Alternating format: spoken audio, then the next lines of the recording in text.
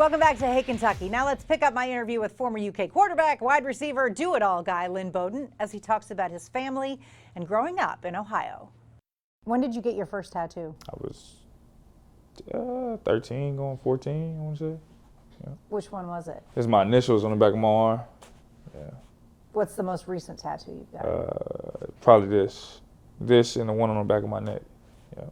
Do they all have represent a special thing for you, or what is? The biggest two for real is the one on the back of my neck and the one I got right here, and this one.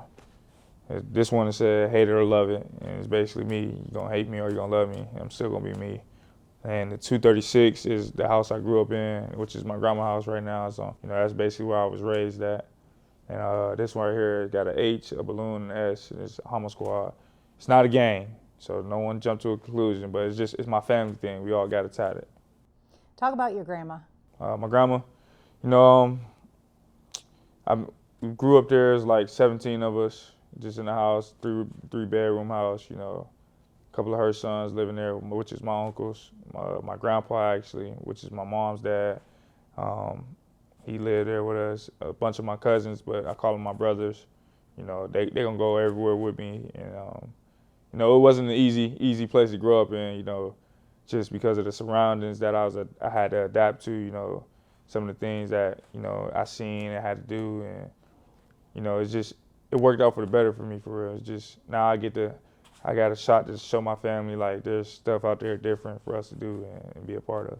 I mean, it definitely made you who you are today, but in a way, do you feel like you didn't really have a childhood? Yeah, I definitely didn't, because, obviously my mom, she was a single mother of 4, and she's taking care of all of us, going to work. So I would spend most of my time at my grandma's house, and I thank my mom for that, for never, just giving up.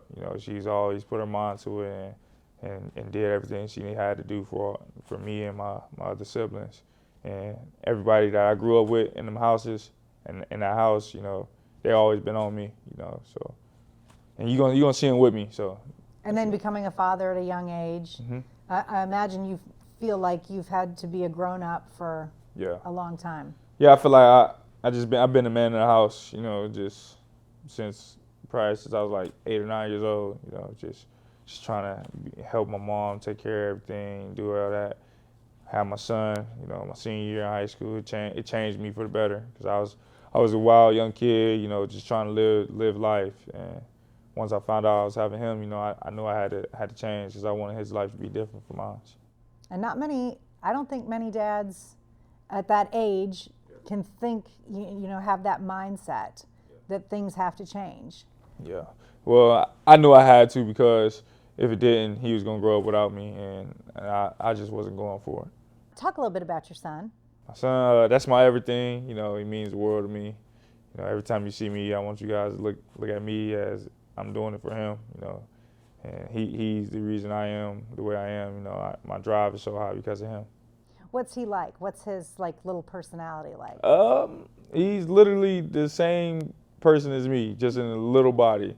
Like, when I look at him, I'm like you really my son. Like there's no denying this at all. So has he picked up a football? Oh, he definitely did. I think he did it at the age of 1, and I didn't think he really developed that fast. And he's only 2 now. He'd be 3 in April. So. Have you ever thought about, if your son wants to play, would you let him play football? I definitely let him play. I'm not gonna force him to do anything. I'm gonna let him play as many things he want to play. And it's gonna be his decision, not my decision, because at the end of the day, he's gonna have to live with it. Do you ever want more kids? I'm pretty set on 1 right now.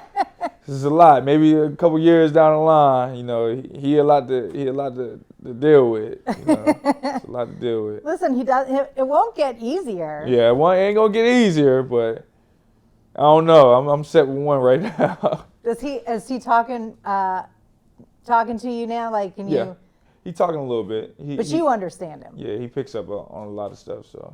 When did you first realize that football could be something that changed your circumstances? Very early, when I first started football.